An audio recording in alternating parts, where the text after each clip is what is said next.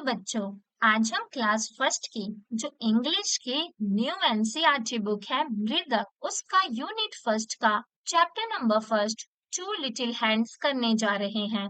बच्चों, unit first का नाम है माय फैमिली एंड मी, यानी कि मेरा परिवार और मैं। माई का मतलब होता है मेरा, फैमिली का मतलब होता है परिवार, एंड का मतलब होता है और मी का मतलब होता है मैं। तो यूनिट फर्स्ट का नाम है मेरा परिवार और मैं। उसका जो चैप्टर नंबर फर्स्ट है टू लिटिल हैंड्स, यानी कि दो छोटे छोटे हाथ, ये एक पोयम है, यहाँ दी हुई है। चलिए इसे पढ़ते हैं और फिर इसे सिंग करेंगे, गाएंगे और फिर इसका मतलब जानेंगे। तो चलिए बच्चों, पहले मैं आराम आराम से एक एक शब्द पढ़ रही हूँ। आप भी मेरे पीछे पीछे एक एक शब्द बोलिए और इसे पढ़ना सीखिए। फिर हम इसके बाद इसे गाएंगे और इसका मतलब जानेंगे। Two little hands go clap, clap, clap. Two little legs go tap, tap, tap. Two little eyes are open wide.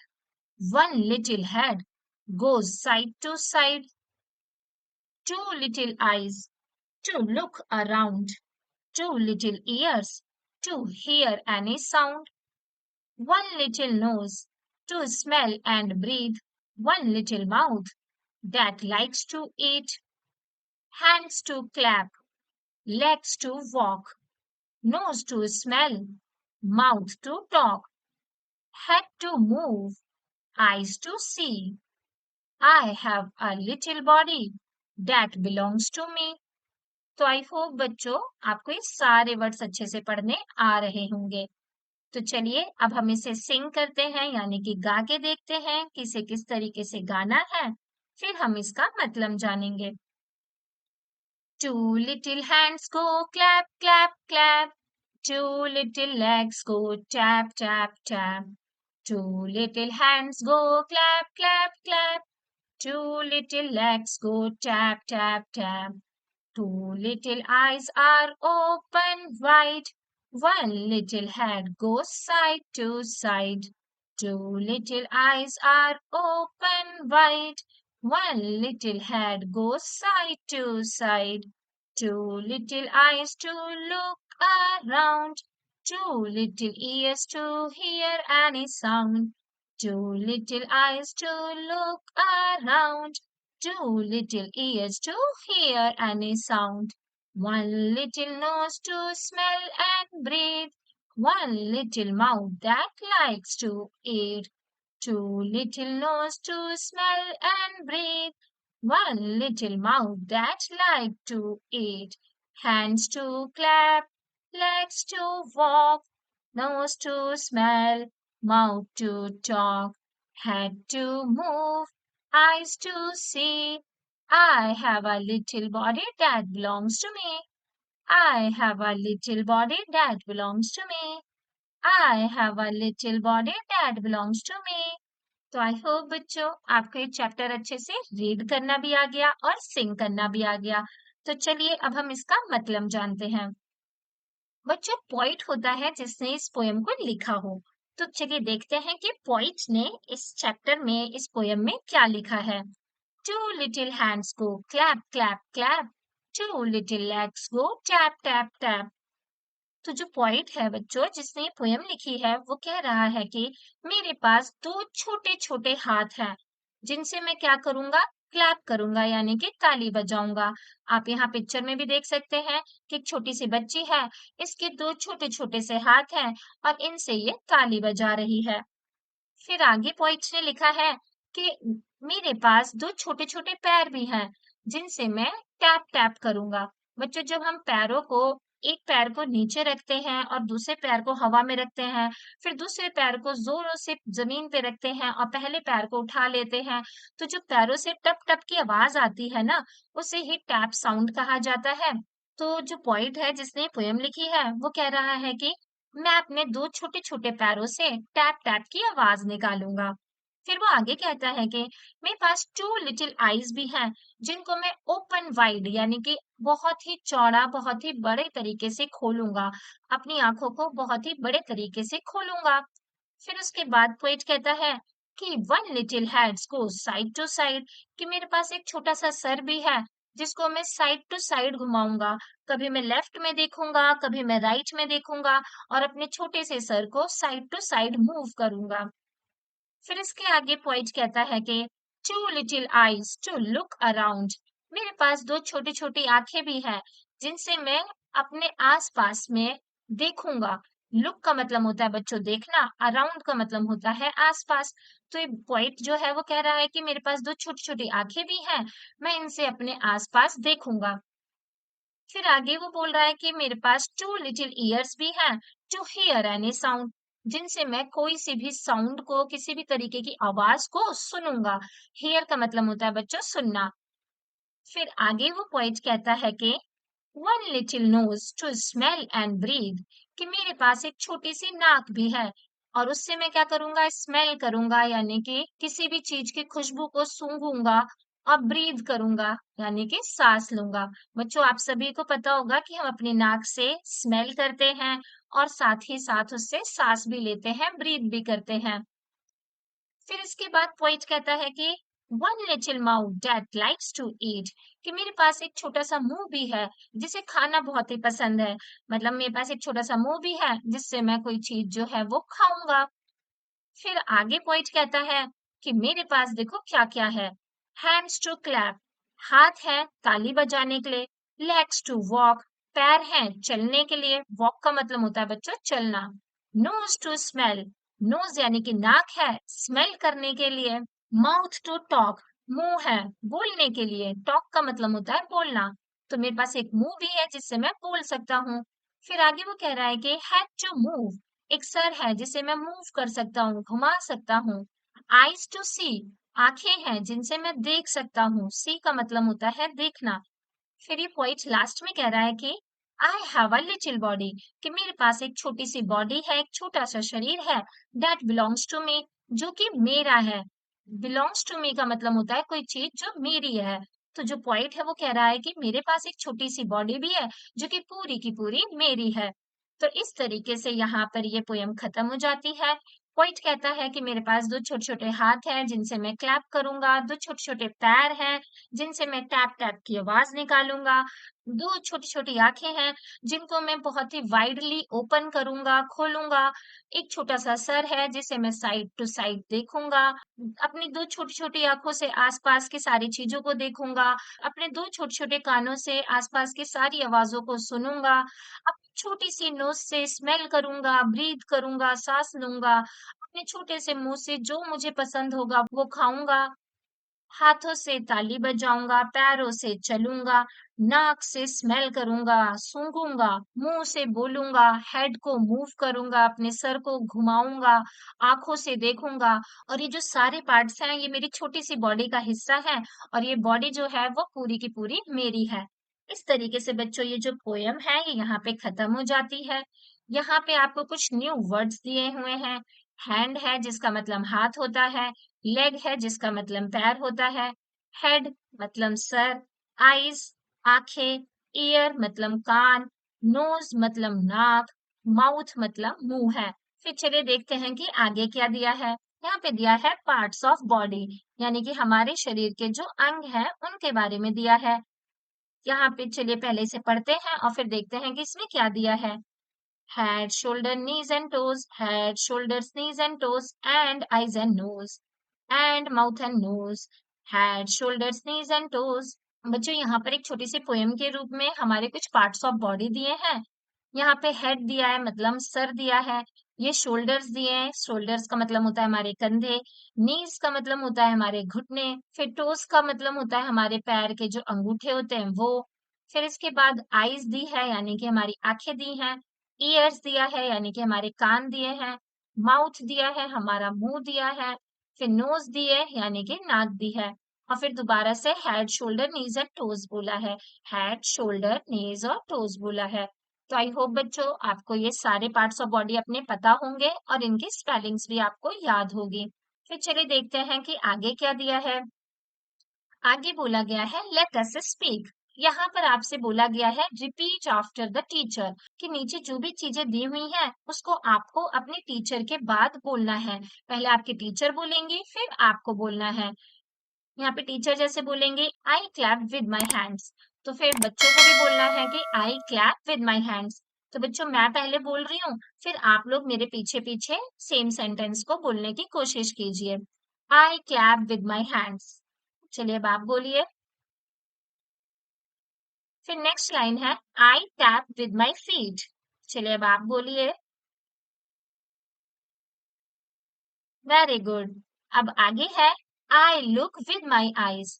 अब आपका टर्न है, आप बोलिए। Very good. लास्ट सेंटेंस है I walk with my legs. चलिए अब आपका टर्न है, आप बोलिए। Yes, very good.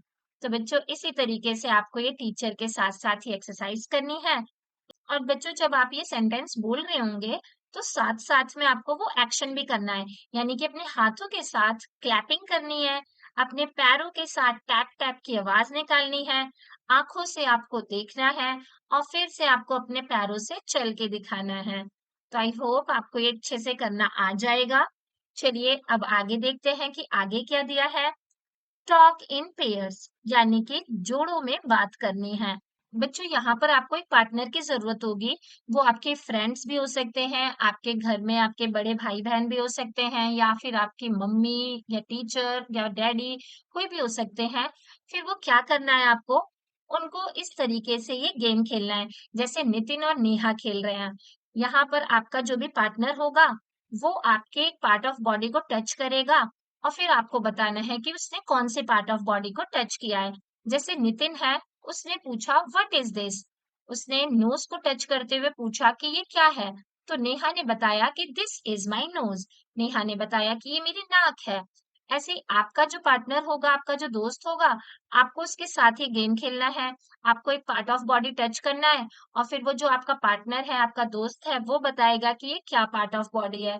फिर आपका जो दोस्त होगा वो किसी पार्ट ऑफ बॉडी को टच करेगा और आपको बताना है कि वो कौन सी पार्ट ऑफ बॉडी है। जैसे नेहा बोल रही है यहाँ पे कि व्हाट आर दीज, कि ये क्या है। तो नितिन ने बताया कि दीज आर माई शोल्डर्स, कि ये मेरे शोल्डर्स है, यानी कि ये मेरे कंधे हैं। फिर नितिन ने उससे पूछा कि व्हाट इज दिस, जिस पर नेहा ने बताया कि दिस इज माई माउथ, कि ये मेरा मुंह है। फिर नेहा पूछ रही है कि व्हाट आर दीज, जिस पर नितिन उसे बता रहा है कि दीज आर माई ईयर्स, कि ये मेरे कान है। फिर नितिन का टर्न आता है, नितिन पूछता है कि व्हाट इज दिस। फिर नेहा उस पर रिप्लाई करती है कि दिस इज माई माउथ, कि ये मेरा मुंह है। फिर अब नेहा क्वेश्चन पूछती है कि व्हाट आर दीज, जिस पर नितिन रिप्लाई करता है कि दीज आर माई हैंड्स, कि ये मेरे हाथ हैं। फिर नितिन क्वेश्चन पूछता है कि व्हाट आर दीज। अब नेहा रिप्लाई करती है कि दीज आर माई लेग्स। देख सकते हैं आप यहाँ पे पिक्चर में कि नितिन अपने लेग्स को टच करके पूछ रहा है कि व्हाट आर दीज, और नेहा उसको रिप्लाई कर रही है कि दीज आर माई लेग्स, कि ये मेरे पैर हैं। तो इस तरीके से आपको भी ये गेम जो है ये अपने पार्टनर के साथ, अपने फ्रेंड, अपने पेरेंट्स के साथ या अपने टीचर्स के साथ खेलना है। फिर आगे देखते हैं बच्चों क्या दिया है। आगे मैचिंग दी है। यहाँ पे कुछ पार्ट्स ऑफ बॉडी लिखे हैं और साथ में यहाँ पर उनकी इमेजेस दी हैं और आपसे बोला गया है कि इसे आपको मैच करना है। तो चलिए पहले मैं इसे छोटा कर देती हूँ ताकि आपको मैचिंग करने में आसानी हो। तो चलिए देखते हैं कि क्या आपको ये मैचिंग करनी आ रही है या नहीं। बच्चों यहाँ पे सबसे पहले जो वर्ड दिया है वो दिया है हेड। हेड का मतलब होता है सर। आप देखिए यहाँ पे इमेजेस में कहाँ सर दिया है, ये दिया है सर। तो हमें इसको हेड से ले जाकर कैसे मैच कर देना है। नेक्स्ट है नोज। यहाँ पे नोज कहाँ दी है, ये दी है नोज, तो हमने इसे नोज से मैच कर दिया। इसे आईज से मैच कर दिया। ईयर मतलब कान है तो ईयर को कान से मैच कर दिया। चिक्स मतलब होता है गाल, यहाँ पे गाल की इमेज दी थी, हमने इसे इससे मैच कर दिया। हैंड मतलब होता है हाथ, तो हमने इसे हैंड से मैच कर दिया। फिर नेक्स्ट है टंग। टंग का मतलब होता है बच्चों जीभ, तो हमने इसे जीभ से मैच कर दिया। आर्म का मतलब होता है बाजू, हमने इसे बाजू से मैच कर दिया। माउथ का मतलब होता है मुंह, यहाँ पे मुंह दिया है, हमने इसे इससे मैच कर दिया। फिर नेक्स्ट वर्ड है फुट। फुट का मतलब होता है पैर का पंजा, हमने इसे इससे मैच कर दिया। फिर लास्ट में दिया है लेग, यानी कि हमारा पैर, और हमने इसे लेग से मैच कर दिया। तो आई होप बच्चों आपको ये मैच करना अच्छे से आ गया होगा और आपने अच्छे से सही तरीके से ये मैचिंग अपनी बुक में कर ली होगी। चलिए अब आगे देखते हैं कि क्या लिखा है। Look at the picture, read the word, then read the sentence. यहाँ पे आपसे बोला है कि इस पिक्चर को देखिए, फिर इस वर्ड को पढ़िए और फिर यहाँ पे एक सेंटेंस दिया है, उस सेंटेंस को पढ़ते हैं। तो हमने पिक्चर देख ली, फिर हमने ये वर्ड पढ़ा, यहाँ पे लिखा है आईज और यहाँ लिखा है आई सी विद माई आईज, यानी कि मैं अपनी आंखों से देखता हूँ।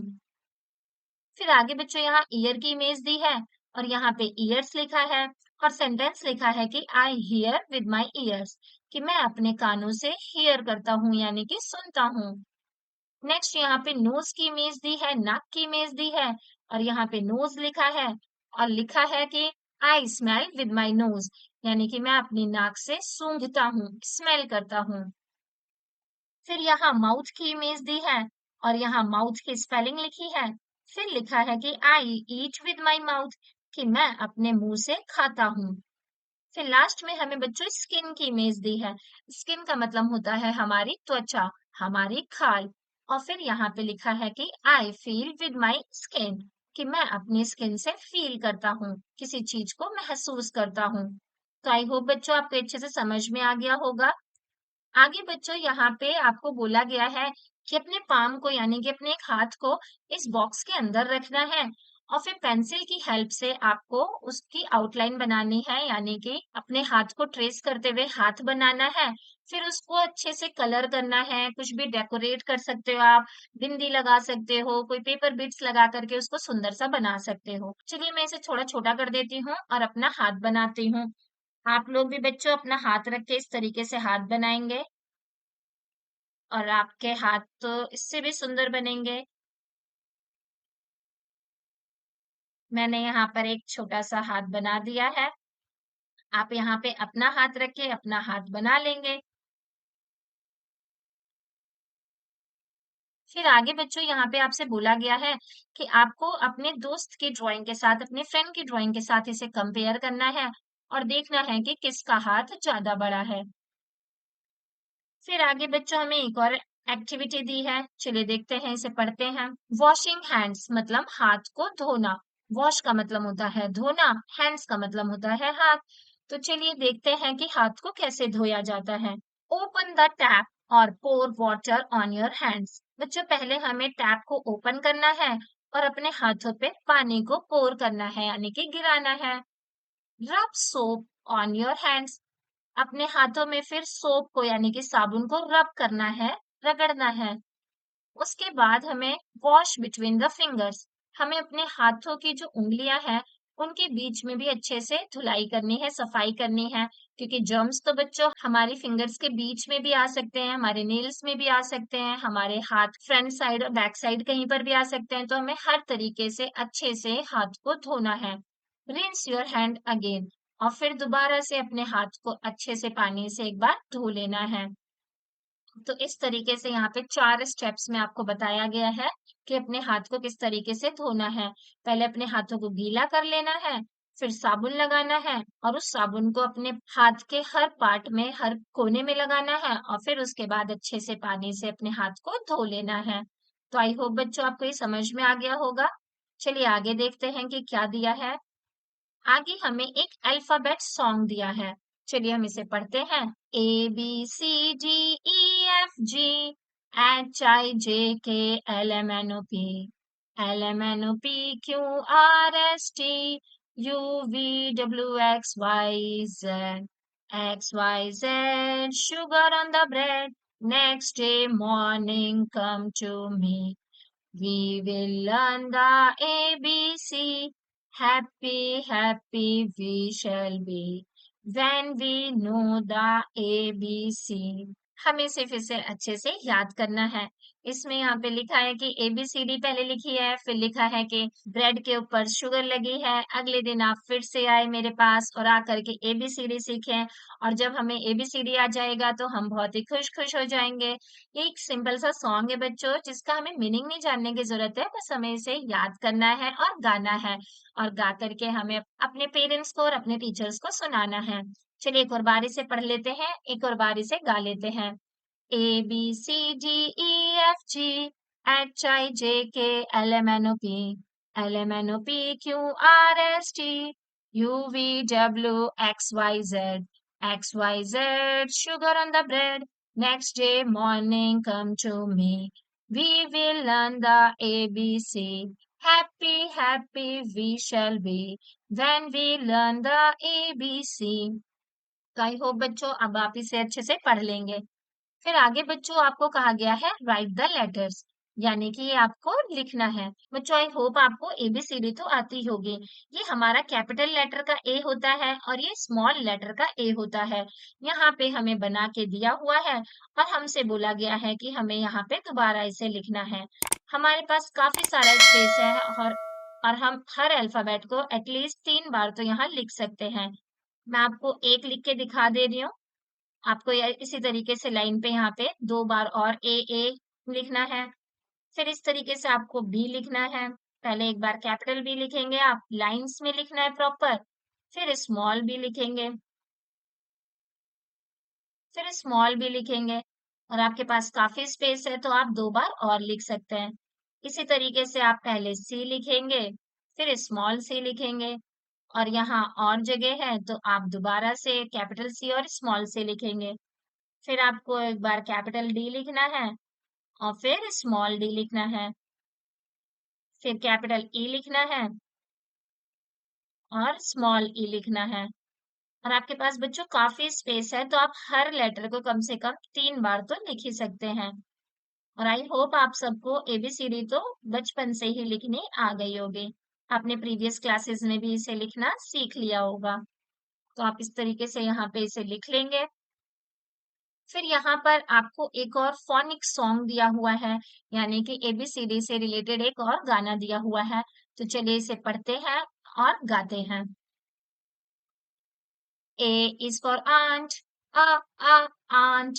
B is for bag, bag. बच्चों हमें यहाँ पे ना जो ए की साउंड है हमें उस तरीके से बोलना है। इसे ए नहीं बोलना। ए की साउंड बच्चों आप सबको पता होगा कि ए की जो साउंड होती है वो अ की साउंड होती है, तो हमें इसे अ करके पढ़ना है। बी इज फॉर बैग, ब की साउंड होती है तो हमें बी को ब पढ़ना है। बी इज फॉर बैग, ब bag. C is for cat, ये हमें क से सुनाई दे रहा है ना बच्चों कैट, तो क पढ़ना है इसे। क cat. D is for dog, ड dog. E is for egg, अ एग। इस तरीके से आपको ये पढ़ते जाना है बच्चों। तो अब मैं पढ़ती हूँ और आप मेरे पीछे पीछे इसे पढ़िए। F is for fish, fish. G is for God, got. H is for hut, hut. I is for ice cube, ice cube. J is for jug, jug. K is for kite, kite. L is for lion, lion. M is for mango, mango. N is for nose, nose. O is for orange, orange. P is for parrot, parrot. Q is for quilt, quilt. R is for rat, rat. S is for sun, sun.